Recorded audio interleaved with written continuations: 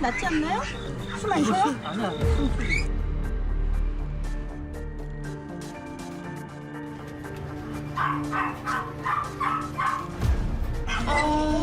감사히 그랬나 보다.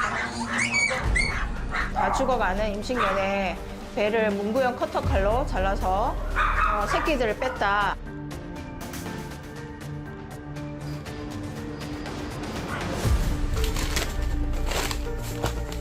칼이 없어서 그냥 가위? 칼을 들어서 그걸 잘랐어요. 이제 후레쉬 커봐. 아, 애기 오빠 있는.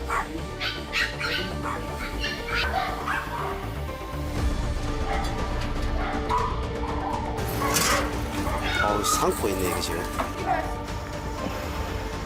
이것도 동물입니다.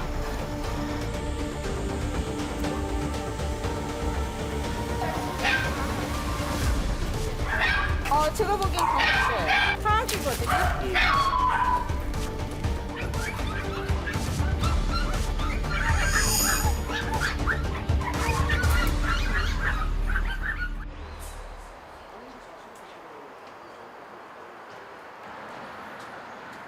열 살 현우네에 새 가족이 생겼습니다.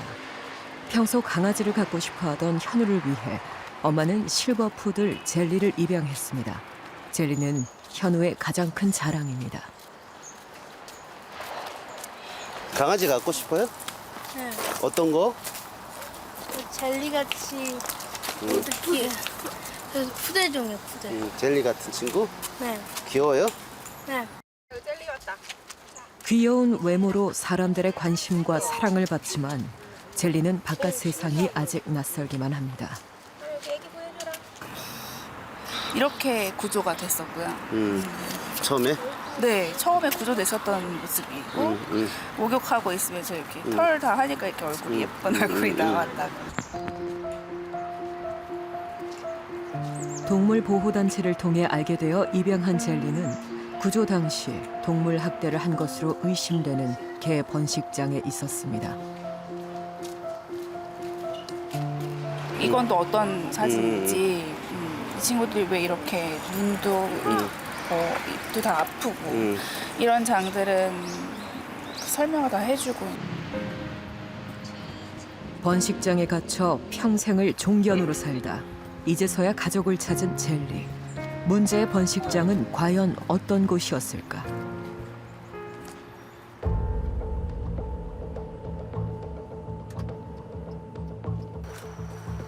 젤리가 구조된 화성의 개 번식장을 찾아가 봤습니다. 여기는 문이 열려 있네요. 들어가 보시겠어요? 이게 뭐한 게? 여기도 사육실이에요. 네, 여기 냄새가 지독한데 이쪽도 사육실이고 이쪽도 사육실인데 여기가 이제 개들이 있었던 장소인데요. 상태가 굉장히 좋지 않던 개들이 대다수였었고 아직까지 있네. 네, 청소라든지 그런 게 된 상황이 아니니까요.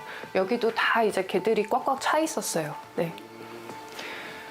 미로처럼 연결된 방마다 뜬장과 진열장이 가득 차 있습니다.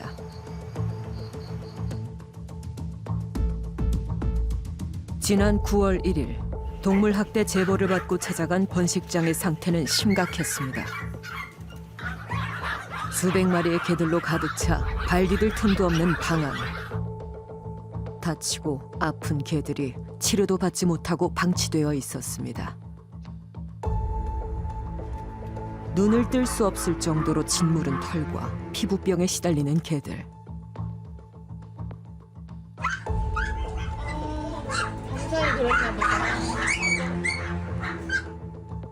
죽은 채로 방치된 개도 발견됐습니다.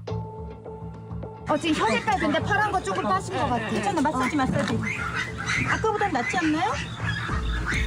숨 안 쉬어요? 아니야. 숨쉬기. 이 냉장고가 그 배갈린 어미견 사체에 있었던 냉장고고 냉동실 안에서 발견된 신문 뭉치 속에는 죽은 개의 사체가 있었습니다. 이 아이는 이게 면실로 꼬맨 그 아이네요. 배에는 실로 얼기설기 꿰맨 자국이 선명합니다.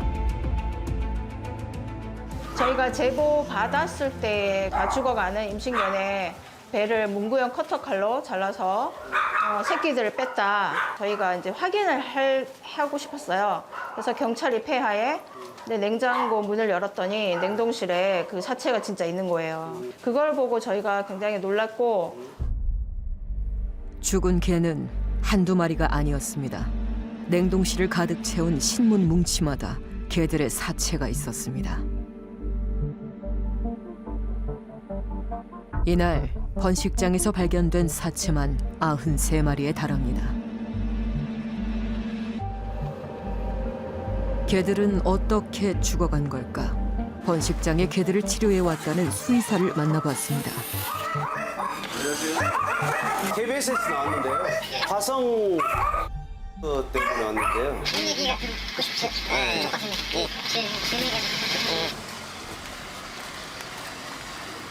한 1000마리 될 거야 내가. 작년에 들어와서 야 니네들 도대체 얼마나 많길래 이렇게 자주 오냐. 아니 근데 얼마나 자주 온 거예요 이쪽으로? 하루에 많이 올 때는 3번 왔어요. 실도 그렇고 선생님 이거는 일반적으로 병원에 쓰는 게 아니죠. 내가 하는 거거든. 그러니까 이게 자기 걸 자기가 알거든. 나는 6번으로 닦으면 애들이 뭐 수술했다고 그러는데 내가 그건 모르겠어요. 엄마를 살리시겠습니까? 아기를 구하시겠습니까? 뭐 이런 거 있잖아요. 애는 막 꿈틀꿈틀대. 그러니까 지들이 그렇게 했을지도 모르지 그건. 동물 학대를 제보했던 제보자들은 사건의 진실을 알고 있지 않을까. 제보자 김세연 씨는 2016년부터 문제의 번식장에서 직원으로 일해왔습니다. 처음에는 그렇지 이 정도로 그러진 않았으니까요. 애들 아프면 병원 데리고 갔었고. 심각해진 거는 그러면? 돈만 쓸 거구나. 네. 무슨 큰 투자가 있다 뭐가 있다 계속 그런 식으로 한번 몇 억이 들어오니까 이제 뭐만 있으면 다 투자. 그렇게 된 거예요. 2013년 사육두수 400마리 규모의 농장으로 허가를 받은 화성 번식장은 원래 어머니 이 씨와 두 자녀들이 함께 운영하던 작은 번식장이었습니다. 인력 기준이 50마리로 되어 있잖아요. 근데 저 혼자서 200마리를 넘게 봐야 되는 상황인데 자기들이 일을 안 하니까 이제 산모실이며 유아실이며 새끼들 관리하고 보는 거 이것까지 제가 다 떠났다고 해가지고. 실질적으로 그 3명 빼면 5명 정도가 있겠나요? 네. 실제로 5명이서 1,400마리를 관리했다는 거잖아요. 네. 투자를 받고 규모가 커지면서 1,400마리가 넘는 개를 돌봐야 했지만 번식장에 상주하는 직원은 5명이 전부였다고 합니다. 마리수가 많이 늘어나니까 자기네가 감당을 하지 못하는 거죠. 그러니까 직원들이나 상주 인원들한테 뭐 접종하는 거라든지 이런 거 기본적으로 브리더라면 다 알아야 된다. 이런 식으로 교육을 했고 이제 그러면서 이제 주사 놓는 걸 배우기 시작한 거죠. 석시팜으로 알랐어도 시켜서 했겠지만 했었어요? 네. 상품 가치가 없는 애들. 그러니까 뭐 태어났는데 기형으로 태어나서 어쩔 수 없이 3일 동안 여기가 굶었다가 죽는 거니까. 그런 경우에 여기 약들이 있었다는 거죠? 예, 여기에 썩시팜 마취제가 있었습니다.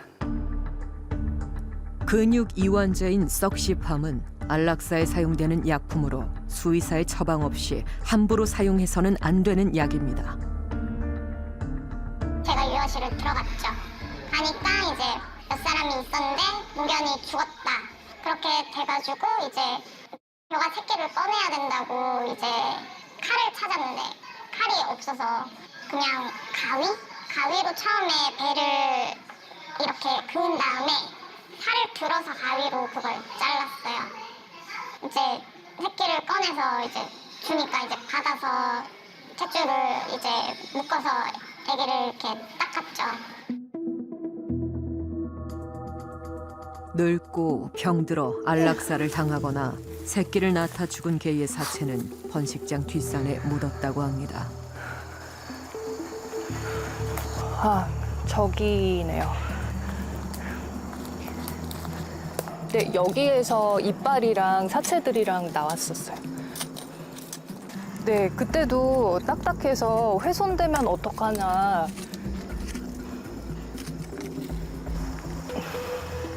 이것도 동물입니다. 동물 털이에요. 네. 조금만 땅을 파도 나오는 사체의 흔적들. 이것도 다 털인 것 같은데 지금. 네. 이거 맞습니다. 이거, 네네네네네. 죽은 개의 사체를 굳이 땅에 묻은 까닭은 무엇일까? 하체가 나오면 일단 부패 때문에 냉동실에 신문지로 싸서 넣으라고 해요. 좀 애기들 사체나 좀 작은 애들은 뒷산에 가서 묻으라고 이렇게 지시를 해요. 건물 뒤에 밤나무 거기도 새끼들 묻은 것도 알고 있고요. 애기 사체를 거기다 묻으면 밤이 잘 열린다고 거기다 묻으라고 막 그랬었고. 아니 강아지 사체로 퇴비를 썼다는 거예요 지금? 대비용으로? 네, 밤나무에 묻은 거는 예. 안녕하십니까, 유종훈 PD입니다. 죽은 어미 반려견의 몸에서 살아있는 새끼를 꺼내고 사체를 냉장고에 보관한 화성 개 번식장 사건. 드러난 동물학대 정황이 많은 이들을 충격에 빠뜨렸습니다. 처음 허가에는 400마리였던 화성 번식장은 어떻게 1,400여 마리나 되는 반려견을 키우게 된 걸까요? 동물보호법엔 반려동물 번식장은 50마리당 1명 이상의 사육관리인을 확보해야 한다는 규정이 있을 뿐 사육 개체수에 대한 제한은 없습니다. 이러한 법의 허점을 악용해 열악한 환경에서 새끼를 늘려왔던 번식장 주인들. 우리가 만난 제보자는 이 모든 것이 석연치 않은 투자에서 시작됐다고 말합니다. 화성 개 번식장에서 구조된 개들은 총 1,426마리. 관련 서류에는 특이한 문구가 보입니다. 여기 지금 보시면은 견주들이 다 달라요. 네. 여기 지금 뭐 약자로 쓰여져 있지만 견주들이 다 다릅니다. 한, 용, 뭐 이런 식으로. 회장님도 있고요. 개들을 관리하는 서류에 적힌 견주들이란 과연 누구일까? 1차 투자금으로 세팅되어질 강아지 종류. 그러니까 투자를 하면 개들을 이 투자자한테 배정을 해준 거예요. 구조 당시 현장에서 발견된 계약서입니다. 2,200만 원의 투자금을 내고 6마리의 개를 지정받아 새끼를 낳은 경우 수익을 얻을 수 있다는 내용이 담겨져 있습니다.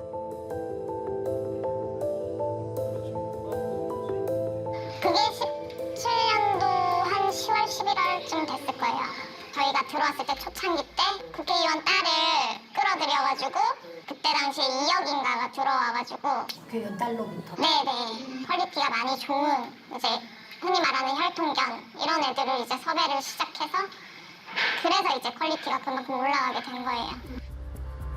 2017년 2억 원을 투자받으면서 화성 개 번식장은 사업을 확장했습니다.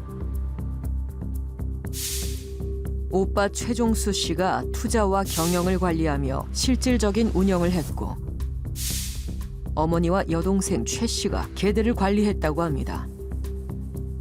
그리고 번식장에 투자할 투자자를 모집한 사람은 여동생 최 씨의 남편 임 씨였다고 제보자는 주장합니다. 이라는 사람이 원래 청와대 경호원 출신인데 그런 걸 하면서 돈을 많이 어디서 끌어왔겠죠. 끌어와서 본인이 고급 자동차를 사요. 고급 자동차를 사서 고급 자동차 모임을 만드는 거예요. 거의 의사라고 자기가 얘기는 하는. 의사, 변호사, 국회의원부터 다. 그런 사람들을 만나서 이제 친분을 쌓아놓고 그런 사람들한테 한마디씩 툭툭 던지는 거죠. 앉아서 돈 버는 거 있어. 이런 식으로 던지서 영업을 하는 거죠. 임 씨는 반려견 사업으로 돈을 벌 수 있다며 주변 지인들을 끌어들였고 사람들은 주식에 투자하듯 개에 투자했습니다. 예를 들어 1억을 투자하면 20마리의 개에 대한 수익 권한을 주고 그 개가 새끼를 낳은 경우 판매를 통해 얻는 수익금을 지급하는 방식입니다. 번식장에 투자한 사람들의 직업은 다양했습니다. 현직 경찰관, 그 경찰관의 지인들, 그리고 현직 수의사, 현직 사람 의사, 국회의원의 딸, 이런 사람들까지 정말 많은 사람들이 여기에 가담을 한 거예요. 결과적으로 투자의 명목으로 학대에 가담한 거죠. 그래서 총액이 무려 30억 정도 이르더라고요. 아, 투자 학대 30억 있네. 네. 동물단체가 추정하는 투자 금액은 30억 원. 투자가 이뤄진 건 사실일까? 1억 원을 투자했다고 알려진 정형외과 의사를 만나봤습니다. 원장님, 가서 그때는 가서 겠네. 사실 제일 힘들 때 사기를 제일 잘 당해요. 제가 대출 어떻게 받았는데 돈은 안 벌리고 한자는 없고 거기다 투자하면 돈이 들어온다는 그 말에 사실은 신뢰 하나만 가지고 이렇게 한 거죠. 선생님 가보셨어요? 안 가봤죠. 그럼 어떻게 누구 말을 믿고 하신 거예요, 돈을? 간다 했는데 그냥 우선은 제가 바빴고 여기까지 가서 하기가 좀 그런. 심지어 투자자 중에는 동물병원 원장들도 있었습니다. 저 서비스 나오는데요? 여쭤볼 게 있어서 왔어요. 선생님 자리에 안 계신데 선생님 계세요? 어떤 것 때문에 그러시는 거예요? 코에 대해서 여쭤본다고 말씀 전해주세요. 그러니까 뭔가에 대해서 여쭤보시다고요? 그러니까 저희는 아무도 그냥 저희가 할 말씀이 없다고. 근데 저희가 이거를 꼭 얘기해드려야 되는 건 아니고 그건 아니죠. 근데 아닌데 원장님이 드릴 말씀 없다고 하셔가지고 의장 선생님 안 계신 거예요, 지금? 네, 따로 드릴 말씀이 없다고 하셨어요. 두 분 다? 가시라고 들었으니까 말씀 들었으니까 가시면 된다고요. 동물병원 원장들의 해명은 끝까지 듣지 못했습니다. 정 씨는 운동 모임에서 투자 모집책 임씨를 만나 투자를 권유받았다고 합니다. 이거 시작하려면 얼마나 시작해야 되냐. 그래서 뭐 보통 한 1억 정도 투자한다고 얘기를 하더라고요. 근데 저는 아직 그 정도 돈은 없고 어차피 자기가 중고차 딜러를 하고 있으니까 그쪽이 이제 대출한 업체들을 몇 군데를 소개해 주더라고요. 소개받은 대출업체의 이자는 원금의 12.8%. 정 씨는 망설여졌다고 합니다. 야, 이게 투자 때 대출을 받아서 꼭 해야 되겠냐라고 했더니 뭐 한 1년 반 있으면 이제 애들 나올 텐데 그래고 그거 충분히 갖고 하니까 해봐라. 수익률이 250에서 500이에요. 평균을 따지면 350이 나와요. 한 마리가 새끼를 낳는데 그 한 마리를 줬을 때는 이 사람에게 수익을 350을 집어주는 거야. 아시겠지만은 이 내가 지금 모든 사람들한테 드리는 강아지는 내 강아지지만 나의 재산을 분배해 준 거랑 똑같아요. 모르겠으면 그냥 따라와. 결국 정 씨는 대출금 5천만 원을 투자해 개 7마리를 배정받았지만 수익은 나지 않았다고 합니다. 8월달에 그때 2마리가 새끼를 낳았어요. 뭐 4마리, 2마리. 근데 그 당시에 이제 낳던 애들은 다 죽었다고 얘기를 하더라고요. 그때 4마리 낳은 것도 봤고 2마리 낳은 것도 봤는데 그 다음 주 가니까 그 4마리 중에 또 한 마리가 없어요. 그렇다면 새끼들이 태어났는데 돈은 왜 벌지 못한 걸까? 상주 인원이라고 부르는데 투자를 하되 현장에서 일을 하는 사람. 그 다음에 비상주로 나눠져서 투자는 했대 일은 하러 오지 않는 사람 이렇게 나눠졌었어요. 처음에 비상주 인원 같은 경우는 자기 강아지 파악을 못해요. 자주 못 보니까. 같은 종이면 다 똑같아 보이니까 파악도 못하고 그냥 이 사람이 오면 그냥 데리고 들어가서 여기는 네 강아지야 이래놓고 정해줘놓고 다음에 다른 투자자가 나타나면 그 강아지를 쪼개서 또 얘한테 배정을 해주고 네 그런 식이었어요. 돈만 투자한 투자자들은 번식장에 자주 오지 않는다는 점을 이용해 비상주 투자자의 강아지가 태어나면 사망한 것으로 처리하고 따로 빼두었습니다. 번식장 대표 최 씨는 이렇게 태어나는 강아지 수를 조작하고 수익금을 따로 모아 번식장 운영비로 썼습니다.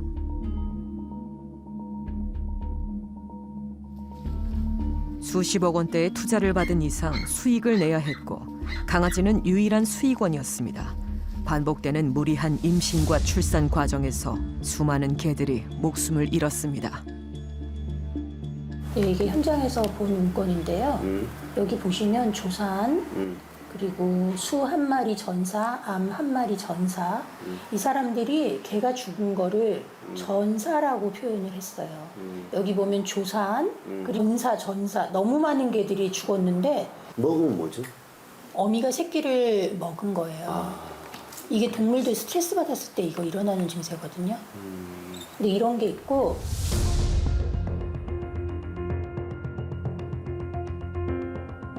투자가 계속되고 감당할 수 없을 정도로 개들이 늘어나도 투자 유치는 계속됐습니다. 투자금으로 땅을 매입해 견사를 늘리고 사업을 확장해 프랜차이즈 매장을 열려는 계획까지 세웠습니다. 새끼를 못 낳는 노견은 실험견으로 처분할 계획이었습니다. 이 모든 상황에 대해 번식장을 운영해온 최 씨 남매는 어떤 입장일까?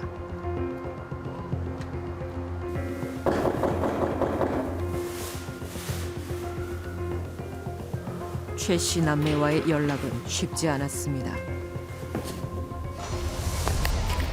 전원이 꺼져 있어 음성사 사업으로. 사건 이후 몇몇 투자자에게만 은밀히 연락을 해왔다고 합니다. 투자하는 금액에 대해서 이자를 주겠다. 그러면 이제 자기들이 떼먹는 건 아니니까 지금 당장 이제 변제할 능력은 안 되니까 이자를 주겠다라고 여기 회의 최고 자꾸 전화를 한다는 얘기를 들었어요. 여보세요? 여보세요? 오빠? 뉴스 막 봤지? 아니 그러니까 오빠 지금 우리가 그지 우리 다 흡수당했어. 모든 걸 다 흡수당했어. 뭐 할 수가 없단 말이야 지금 내가. 그리고 오빠 인터뷰 따면 안 돼. 오빠 정보가 나가면 오빠 불법자 돼.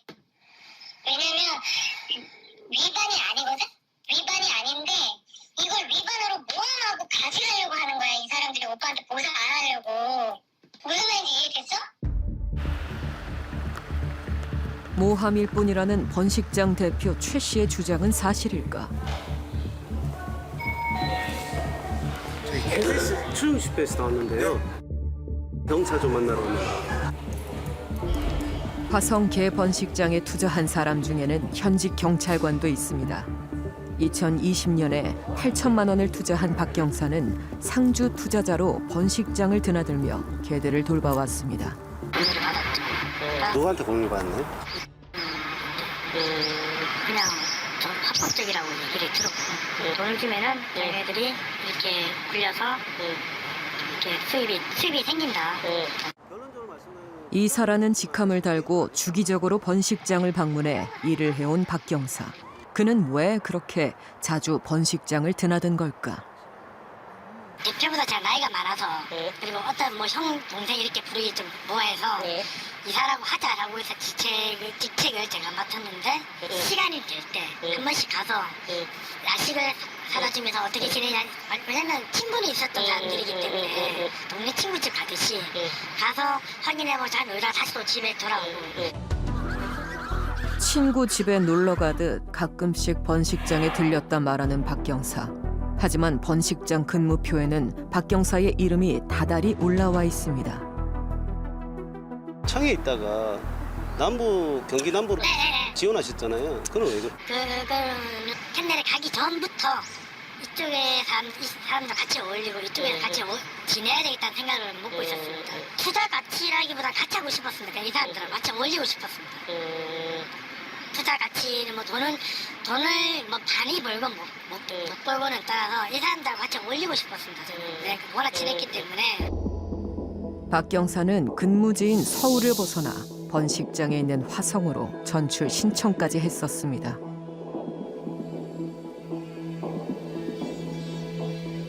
선생님 보시기에는 투자 가치가 있다고 보셨던 거예요? 그 부분에 대해서 제 입장에서 말씀드리기 좀 그렇습니다. 제작진은 이번 사건과 관련해 화성 번식장 대표의 입장을 요청했지만 그는 끝까지 취재에 응하지 않았습니다. 그런데 그저께인 수요일, 대표가 국정감사장에 출석했습니다.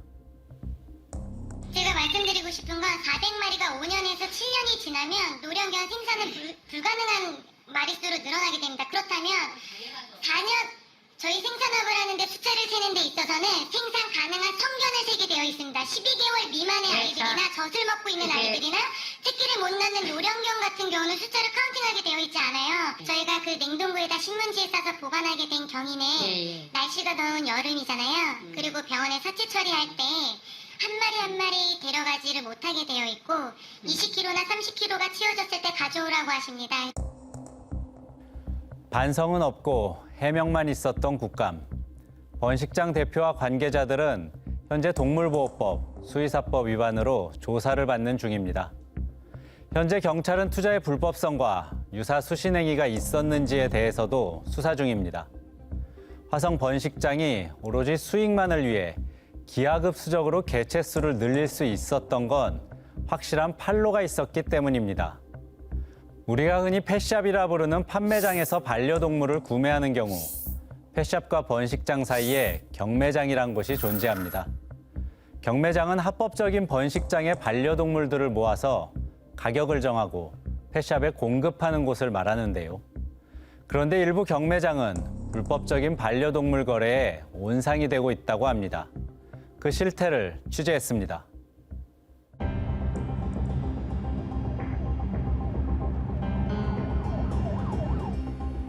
대전에 위치한 한 반려동물 경매장. 전국에 있는 반려동물 경매장 17곳 중 한 곳으로 매주 월요일 아침이면 개 경매가 열립니다.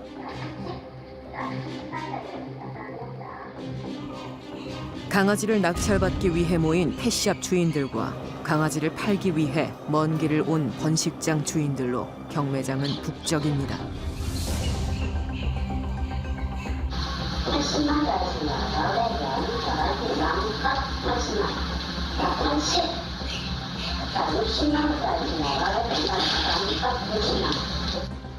경매사가 가격을 부르면 펫샵 주인들이 입찰을 하고 낙찰받은 강아지는 현장에서 바로 건네집니다. 이거 보시면 조금 말씀해서 당연히 천차만별로 구성이나 얼굴 이제 모양새를 보는 거죠. 약간 컸을 때 저렇게 보는데 보여요? 저희는 알죠. 저는 맨날 밥 먹고 오는 일이 그거잖아요. 네. 저희는 다 알죠. 잠깐 저렇게 하는데도 이제 다 체크가 되는 거예요? 네, 여기서 봐도 다 알아요. 경매장에서 거래되는 강아지는 허가받은 번식장에서 태어난 새끼만 가능합니다. 불법 번식장의 판로를 막고 동물 학대를 막기 위해서입니다. 그런데 지난 8월 대전의 한 경매장이 불법 무허가 번식장의 개를 합법인 양 판매해왔다는 사실이 밝혀졌습니다. 경매장에서 무기한 상태에서 불법 생산, 불법 판매, 경매장을 없애라! 사람이라면, 사람의 피가 흐른다면 이런 아이를 가지고 돈을 번다는 자체가 인간이 아니라고 봐요. 서류를 조작해 무허가 번식장의 개를 팔아온 경매장 대표 신 씨는 인근 대학에서 반려동물학과 교수로 재직했다고 합니다.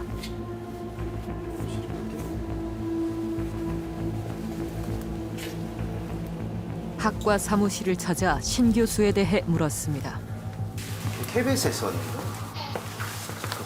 교수님 계신가요? 파견된 지 오래됐어요. 아 그래요? 네. 왜요?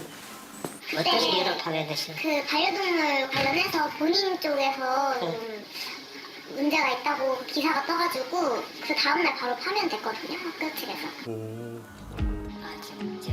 사건이 알려진 직후 신 교수는 스스로 사표를 냈고 현재 면직 처리된 상태입니다. 예. 12조 사망의 교원으로서의 품위를 유지하지 못하거나 학교의 명예를 손상시켜서 이제 이 사람을 면직할 수 있다. 면직된 거예요. 본인이 사표를 가져왔고 그래서 이제 면직이 된 거죠. 학교에서도 어쨌든 중대 사항이라고 인식을 하신 거죠. 네, 저희들 입장에서도 엄청난 일이 데미지를 받죠. 지금 수시 학생들 모집하는 가운데 이런 사태를 벌이는 사람 어떻게 둘 수 없죠. 동물을 아끼고 존중하는 반려동물학의 본래 취지와는 다른 행동을 보인 신 교수. 그는 이 지역에서 가장 큰 경매장을 운영하고 있습니다. 어디 있는?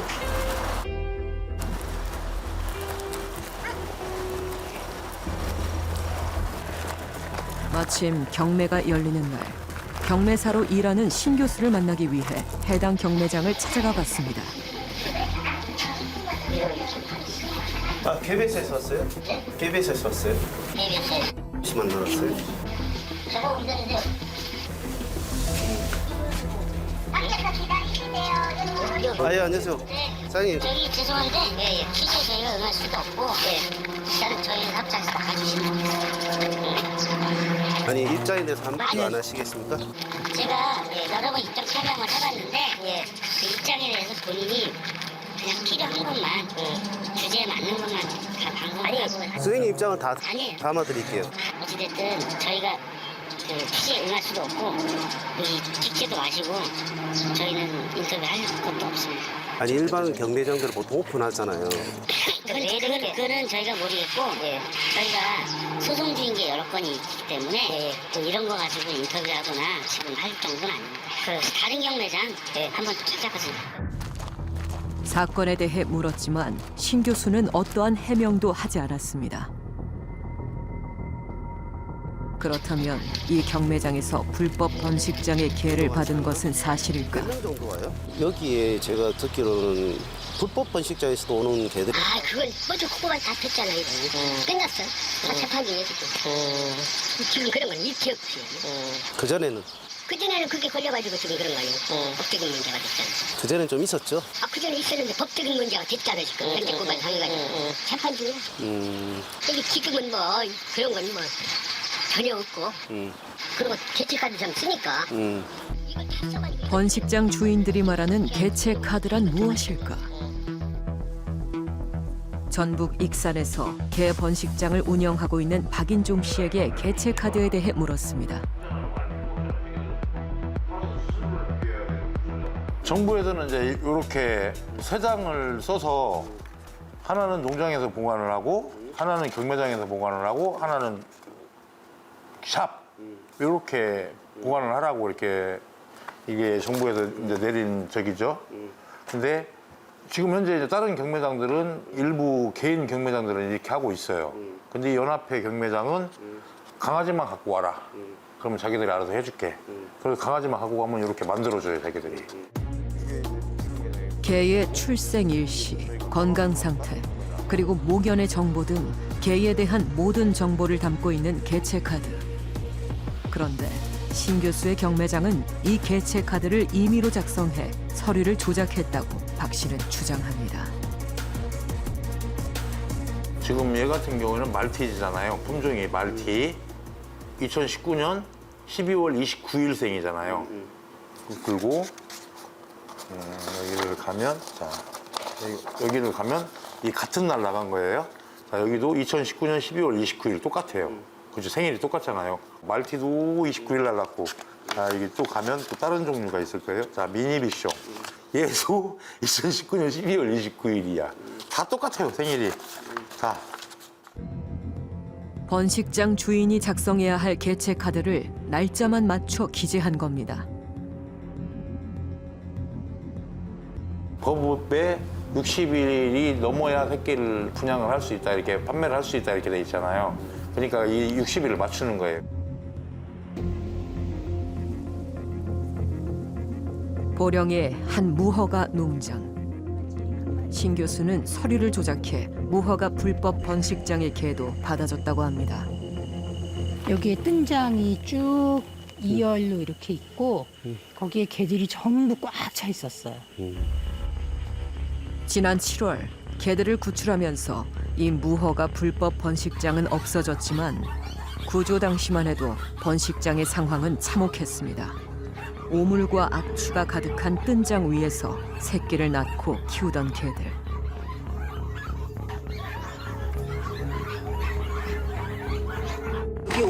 개들이 있고 여기에서도 여러 구의 사체들이 던져져 있었어요. 번식장 주변에선 개의 사체들까지 발견됐습니다. 그냥 급하니까 그냥 풀로 대충 덮어놓고. 다리네. 동물 학대 신고를 받고 달려온 동물 보호 단체들. 하늘 봐봐. 후레쉬 켜봐. 이제 후레쉬 켜봐. 아, 애기 오빠 있네. 이날 이 무허가 번식장에서 구조된 개들은 300마리에 달합니다. 안녕하세요. 예. 학생 되시죠? 예. 아예 KBS에 있었어요. 그때 저거 시에 대해서 좀 여쭤보려고요. 네, 잠깐 이러고 나가세요. 예.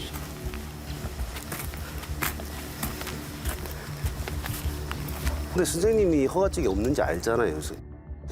그거를 다른 사람이 뭐 의장에서 뭐 다른 사람 명의로 해갖고 와도 그거는 본인 가서 뭐 조사를 할 필요도 없고 그분 입장에서는 강아지만 좋은 강아지 가지고 뭐 그분은 팔아서 수술을 받으면 그걸로 끝내는 거니까 굳이 이 농장에 대해서 신경 안 써요 그분은. 그분이 협회에 지금 부회장으로 있죠? 네, 부회장. 반려동물 협회.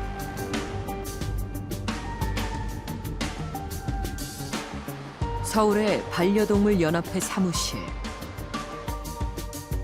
반려동물 연합회는 경매장과 펫숍 등 반려견 사업에 종사하는 사람들이 모인 사단 법인으로 신 교수는 이곳의 등기 이사이자 부회장을 맡고 있습니다.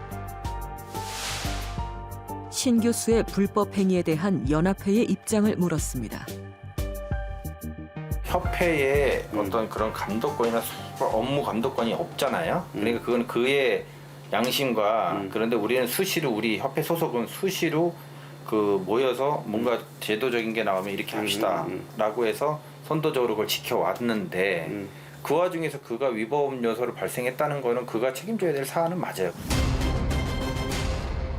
경매장에서 개체 관리 카드를 확인하고 허가된 번식장의 반려견만 거래하는 것은 무허가 번식장의 판로를 막아 동물권을 보호하기 위해서입니다. 그런 경매장이 무허가 번식장에서 태어난 반려견을 받아준다면 오히려 불법을 장려하는 꼴이 될 텐데요. 동물단체의 주장에 따르면 동물권 보호에 있어 무허가 번식장뿐만 아니라 상당수의 허가받은 번식장도 문제가 많다고 합니다. 허가와 무허가를 막론하고 일어나는 반려동물 번식장의 학대 문제. 대체 무엇이 문제일까요? 전북 익산의 한 개 번식장. 이렇게 보시면 뭐 지금 이렇게 저희 같은 경우는 한 칸에 한 마리씩 이렇게 관리를 해요. 그래야 관리하기가 좋으니까. 2018년 박인종 씨는 대출을 받아 번식장 시설을 재정비했습니다. 여기는 저희가 이제 운동시키는 공간, 애들 운동시키는 공간인데 또 오늘 또 비가 와가지고 2018년 개 번식장이 신고제에서 허가제로 바뀌면서 박 씨처럼 시설 기준에 맞춰 환경을 정비한 곳도 있지만 그렇지 않은 곳도 있다고 합니다. 이 허가증을 신고증이었어요. 원래 이게 신고증이었는데 적법화를 안 받았는데 허가증을 먼저 배포를 해버렸어요. 2018년도에 배포를 해버렸어요, 이거를. 2019년도 3월 24일까지 그 시설 기준을 맞춰라. 근데 이제 그때 안 했던 분들, 안 했으면은 2019년도 3월 24일 이후로는 이거를 허가증을 어떻게 정리를 해주셨어야 되는데 이걸 그냥 놔둬버린 거예요. 이게 중앙정부에서 법은 만들어 놓고 아예 관리 감독을 안 했어요. 정읍의 한 허가 번식장. 시설 정비도 없이 열악한 환경에서 개를 키우고 있다는 제보가 들어왔습니다. 이 농장에 관련해서 불법 사항이나 이런 거에 대한 제보를 받아서 네, 그래서 여기 오늘 시청분들 지금 나오셔 계시거든요. 제보를 받은 동물단체는 해당 농장을 정읍시에 바로 신고했고 공무원, 경찰과 함께 긴급 점검에 나섰습니다. 아저씨 이리 와보세요. 이거 왜 있냐고. 아 이거 삶아서 손을 다 뽑아서 줘요. 이거 어디서 갖고 오셨어요? 이거 참기름. 상품이 다 달라서 그 얘네들한테 먹이를 주신다고? 번식장 주인은 근처 농장에서 죽은 닭을 가져다 사료로 먹이고 있었습니다. 그거죠, 닭. 닭을 그냥 털까지 포함해서 그냥 그라인더로 분쇄요처럼 가르신 것 같고요. 거기다 물을 좀 섞어서 준 것 같아요. 아니 저렇게 주면 문제는 없나요? 당연히 문제가 많죠. 저게 위생적이지도 않고 뭐가 어떻게 감염이 되는지 모르잖아요. 뭐 적정한 데서 도축되고 뭐 검수되고 이런 닭인지도 모르겠고.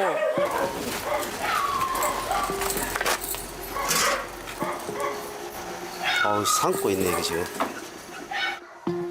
털도 벗기지 않은 닭을 통째로 삶고 있습니다. 그렇다면 이곳 개들의 상태는 어떨까? 한 3개월여 이하 되는 아기부터 한 2개월 정도 되는 아기들이 몇 마리 보이고요. 피부병이 좀 있고 그다음에 이제 생식을 주로 주셔서 아마도 살모넬라나 이콜라이나 이런 감염성이 좀 의심이 상당히 되고요. 번식장 근처에서는 죽은 개들의 뼈까지 나왔습니다. 제가 보기엔 보시면 이게 하악이거든요. 강아지 치워요. 번식장 주인은 개가 아닌 돼지라고 발뺌합니다. 개가 아니요. 옛날에 돼지 있잖아요. 돼지 죽어 나온 제가 돼지 죽은 놈 갖고 오면은 사체에서 뼈다고는 그거다 먹고 고기만 좀씩 개 줬어요. 내가 개는 죽인 일이 없어. 죽인 줄 아니에요. 개는. 2018년에 법이 바뀌면서 허가 번식장이 됐지만 그동안 시설에 대한 시의 점검은 없었습니다. 어르신, 그러니까 중간에 이게 법이 바뀌었어요. 동물 6개월 안에 시정을 하도록 바뀌었어요. 그래서 6개월 안에 하라고 그 안에 와서 얘기를 해주셔야지. 그러니까 왜 한마디 그치? 인제사 5년 후에 인제사 와서 못 키우게요? 허가제로 바뀐 이후 지난 5년간 점검이나 단속을 하지 않은 까닭은 무엇일까? 1년에 한 번씩 실태 조사하기로 돼 있어요. 근데 이제 이 주무관님이랑 저랑은 이제 올해 이제 7월달에 이사 발령 나가지고 이제 실태 조사 계획을 세워가지고 지금 조사 중이에요. 근데 이제 여기는 이제 처음 온 거죠. 아직 방문을 처음 한 상태죠. 지금 이 농장은 한마디로 번식장을 운영할 능력이 없는 사람한테 허가가 발부가 된 거예요. 그 이후에 이런 처참한 이 동물 방치하고 여러 가지 위법 사항이 발생하고 있음에도 불구하고 아무도 점검하지 않은 채 지금까지 유지되어 왔기 때문에 여기서 발생한 문제들이 뭐 지금 한두 가지가 아닌 거예요. 동물 학대가 인정되면 현장에서 나온 공무원의 결정으로 즉각적인 격리 조치가 가능합니다. 1년에 한 번 있는 실태 조사조차 제대로 하지 않는 일선 현장. 점검은 왜 제대로 이뤄지지 않는 걸까? 이게 지금 현장에서 지자체 담당자들이 이게 사실 굉장히 경무고 민원이 많다 보니까 이렇게 이과로 이제 굉장히 좀 이제 초임이나 뭐 이런 사람들이 많이 배치되는 경우도 있고 이렇게 들어오면 이제 바로 휴직을 해버리거나 뭐 이런 사람들도 굉장히 많은 것으로 알고 있습니다. 그래서 실근무 기간이 이제 평균 1년 채 안 되는 경우가 많이 있는 것으로 알고 있는데 그러다 보면 아무래도 인수인계나 이런 부분에서 조금 놓치는 부분도 있을 것이고. 동물 학대 문제는 올해 국정감사에서도 이슈가 됐습니다. 반려동물 생산업체를 제보를 통해 불시점검했는데 여기서 충격적인 동물 학대 정황들이 발견되었습니다. 400마리로 허가되어 있는데 1,400마리가 구조되었거든요. 거기에 이제 현직 경찰도 있고 현직 수의사도 있고 전직 국회의원 자녀도 있습니다. 장관님, 이렇게 관리되어도 되는 겁니까? 엄히 처벌을 해야죠. 예, 엄히 처벌해야 되겠죠. 네, 이게 단기간에 가구 수가 굉장히 반려의 가구 수가 늘고 있거든요. 근데 거기에 우리 행정력이 사실은 못 따라가고 있고 제도도 아직 미흡하다 이렇게 생각을 합니다.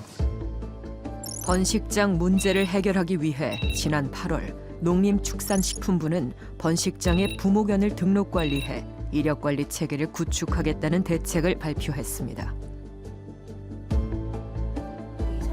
하지만 동물보호단체는 정책의 방향이 잘못됐다고 비판합니다. 근본적으로는 지금과 같은 번식 따로 하고 그걸 경매장에서 번식장의 모든 상태를 다 희석해서 은폐해주고 그걸 또 새끼 동물만 딱 펫숍에서 파는 이 구조 내에서 이력제로 이거를 잡겠다는 거거든요. 이건 그냥 허구예요. 되지 않습니다. 빠져나갈 구멍이 너무 많아요. 특히 경매장. 경매장에서 그냥 이만한 불법을 깨끗하게 세탁을 해서 넘겨주는 역할을 해요. 그렇기 때문에 생산 판매가 일원화되지 않는 한 지금 그 현행 법의 체계 내에서는 아무리 점검을 해도 소용이 없다는 거예요. 반려인구 1,300만 시대. 늘어나는 반려인구와 더불어 동물 보호에 대한 우리의 인식도 하루가 다르게 높아가고 있습니다. 하지만 허술한 법제도와 정부의 무책임한 관리 감독이 지금처럼 계속된다면 화성 번식장과 같은 사태는 반복될 수밖에 없을 겁니다. 동물을 대하는 태도를 보면 그 나라의 수준을 알 수 있다. 마하트마 간디의 말입니다. 생명에 대한 존중을 잃어버린 반려동물 산업이라면 이대로 놔둬도 되겠습니까?